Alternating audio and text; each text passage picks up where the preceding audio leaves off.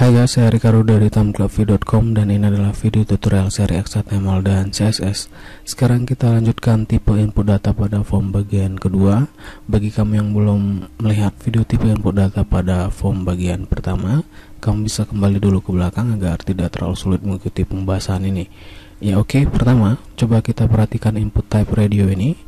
Di sini kita mengirimkan satu nilai pada satu data dengan nama kelamin. Penulisan input type radio ini mengharuskan kita untuk memberikan nama data yang sama pada tiap-tiap value atau nilai yang akan dipilih oleh user. Nah, bayangkan bila pada suatu kondisi kita membuat 10 pilihan nilai, artinya kita harus memberi nama data yang sama pada ke-10 nilainya. Ya, terlalu banyak yang diketik tentunya akan sangat membosankan guys. Jadi bila nilai yang akan dipilih sangat banyak, kita gunakan tag select. Misalkan di sini saya buatkan satu lagi buka tutup tag paragraf dan saya beri teks pilih agama. Di bawahnya saya buatkan buka tutup tag select dan saya beri atribut name pada buka tagnya dengan nama agama. Oke, sekarang kita buatkan nilai-nilai yang akan dipilih pada data ini. Untuk tiap nilainya kita gunakan tag option. Jadi kita buatkan buka tutup tag optionnya, dan karena di Indonesia ada 6 agama, kita buatkan 6 tag option. Sekarang kita berikan teks pada masing-masing pilihan nilainya agar user mengetahui dia sedang memilih apa di sini. Ya, pertama ada Islam, kedua Kristen Protestan, ketiga Kristen Katolik, keempat Hindu,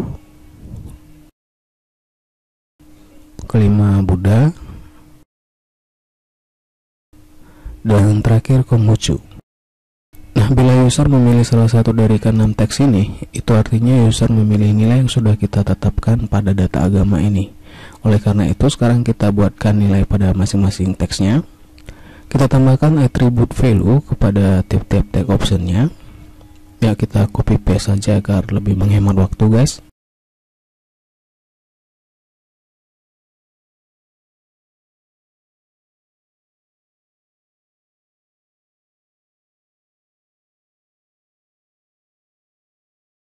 Oke, untuk agama Islam kita buatkan value sama dengan 1. Ini artinya kita mengirimkan data agama dengan nilai 1 kepada server. Ya, selanjutnya untuk Kristen Protestan kita beri value sama dengan 2. Katolik kita beri value 3, Hindu 4, Buddha 5, dan Konghucu 6. Dan bila kita coba save, refresh, ya di sini sudah ada teks pilih agama dan satu drop down list dengan nilai yang akan dipilih oleh user. Ya, jadi di sini kita tidak usah mengetikkan satu demi satu nama data pada setiap tag optionnya seperti apa yang kita lakukan pada tab radio ini. Ya, cukup dengan memberi atribut name dengan nama data pada tag selectnya, maka semua nilainya akan dikenal oleh browser sebagai nilai dari data agama. Nah, PHP nantinya akan mengolah data ini dengan menggunakan metode array. Oke, sekarang kita lanjut pada tipe input data berikutnya. Nah, pada kasus tertentu kita juga akan menjumpai ada nilai dari sebuah data yang dikelompokkan ke dalam kategori. Misalnya di sini saya buatkan satu paragraf lagi dan saya beri teks tertarik pada. Di bawahnya saya buatkan kategori web dan saya buatkan lagi satu kategori desain. Untuk kategori web kita punya web design, web development, dan CMS. Untuk kategori desain, misalnya kita punya illustration, digital painting, dan page layout. Ya, di sini kita sudah punya nilai data yang akan dipilih oleh user dan nilai-nilai tersebut dibagi ke dalam dua kelompok kategori. Ya, ada kategori web dan kategori desain. Nah, di sini kita masih menggunakan tag select.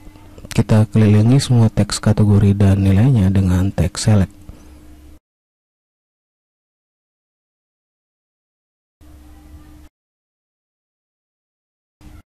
Dan kita beri atribut name pada buka teks selectnya. Ya, kita beri nama tertarik untuk nama datanya. Nah, sedikit berbeda dari teks select sebelumnya. Untuk memberi kategori pada teks select, kita gunakan tag opt group atau option group. Jadi kita buatkan buka tutup tag option groupnya.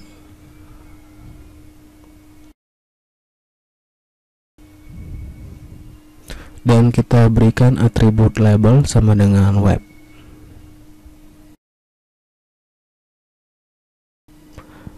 Nah, untuk nilai data yang sebenarnya yang akan dipilih oleh user, barulah kita beri tag option. Untuk web design, kita beri tag option dengan atribut value 1. Dan jangan lupa tutup tag optionnya.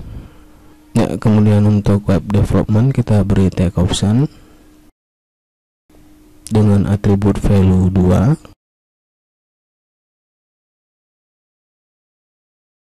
Dan terakhir CMS, kita beri tag option dengan atribut value sama dengan 3. Kita lakukan hal yang sama untuk kategori desain, dan untuk menghemat waktu kita copy paste saja kategori web dengan semua nilainya. Ya, untuk option group labelnya kita gantikan dengan desain. Untuk value pertamanya kita buat illustration. Untuk value kedua kita gantikan menjadi digital painting. Dan terakhir page layout. Ya, oke, bila kita coba save dan refresh, ya di sini sudah ada teks tertarik pada dan satu lagi drop down list. Bila kita klik listnya, ya di sini sudah ada nilai-nilai data yang bisa kita pilih. Dan semua nilainya dibagi ke dalam dua kategori yang ditandai dengan teks cetak tebal. Ya, jadi user bisa memilih salah satu nilai berdasarkan kategorinya, dan nanti PHP akan mengolah data ini dengan menggunakan metode multiple array. Oke, sekarang kita lanjut dengan tipe input data yang lainnya. Di sini sedikit berbeda dengan input type sebelumnya. Jika kita lihat pada type input text nama ini, di sini kita menginput teks, yang artinya kita hanya diperbolehkan menginput satu kata tanpa spasi. Nah, bagaimana bila kita ingin menginput teks yang panjang, seperti kalimat yang memiliki banyak spasi di dalamnya? Ya, kita gunakan text area untuk menginput teks yang panjang. Misalnya di sini kita buatkan satu paragraf lagi, dan kita beri teks deskripsi. Sekarang kita buatkan buka tutup tag text area. Pada buka text areanya, kita tambahkan atribut name dan kita beri nama deskripsi untuk nama data text area ini. Dan bila kita coba save, refresh, ya di sini sudah ada kotak di mana kita dapat mengetikkan kalimat yang ingin kita input. Ya, mungkin kita perlu memperbesar kotaknya lagi. Kita tambahkan atribut row sama dengan 6. Ya, 6 ini artinya maksimal kalimat yang akan ditampilkan pada kotak teks area adalah 6 baris. Ya, untuk kolomnya kita tambahkan atribut calls sama dengan 30. Ya, kamu bisa memodifikasi sendiri nilainya guys, sesuai dengan kebutuhan kamu di sana. Dan bila kita coba save, refresh, ya kotaknya sudah lebih besar dari sebelumnya.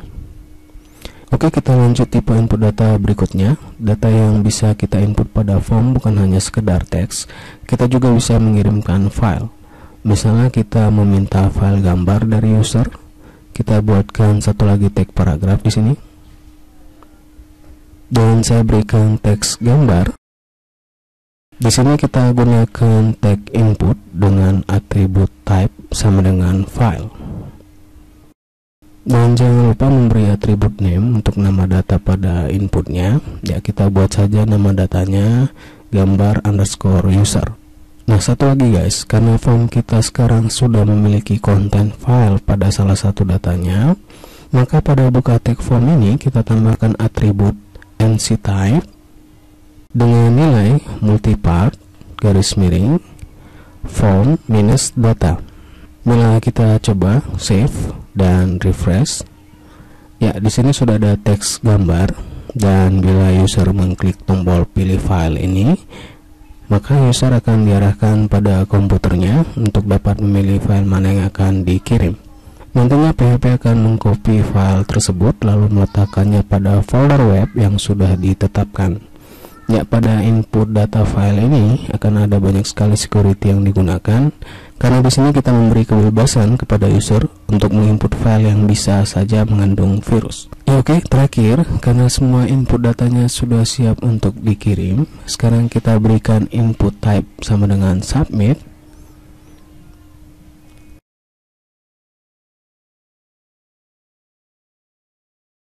Dengan atribut value sama dengan kirim.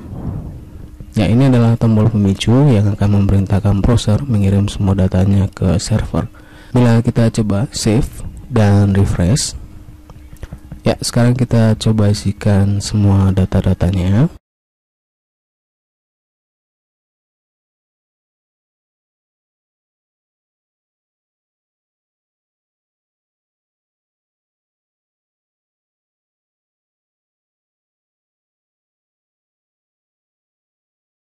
Oke, kita tekan tombol kirim, maka semua datanya akan dibawa oleh browser untuk diolah oleh PHP di server. Oh ya, karena di sini ada banyak data yang akan dikirimkan, kita bisa gunakan tombol reset. Ya, untuk mereset ulang form ini apabila user ingin merubah semua data yang telah diisikan sebelumnya. Setelah input type submit ini, saya buatkan satu lagi tombol dengan input type sama dengan reset, dengan value sama dengan atur ulang. Dan bila kita lihat save dan refresh, ya, kita isikan lagi semua datanya.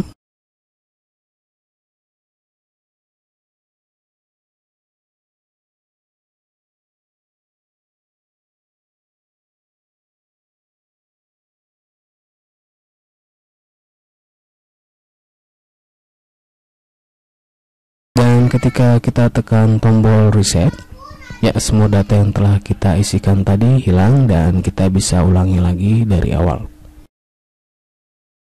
Ya, oke guys, sebagai tambahan kita harus membuat penulisan form ini serapi mungkin. Selain agar lebih mudah dibaca, penulisan yang rapi akan memudahkan kita dalam pencarian lokasi kode pada dokumen atau yang sering disebut dengan tracking code. Misalnya di sini saya merasa kesulitan membaca kode pada input data jenis kelamin ini, ya, karena penulisannya terlalu panjang dalam satu baris. Saya akan melakukan sedikit modifikasi dengan cara memisahkan tag input dengan teks jenis kelamin pada baris baru. Ya, saya pisahkan juga kedua tag inputnya pada baris baru.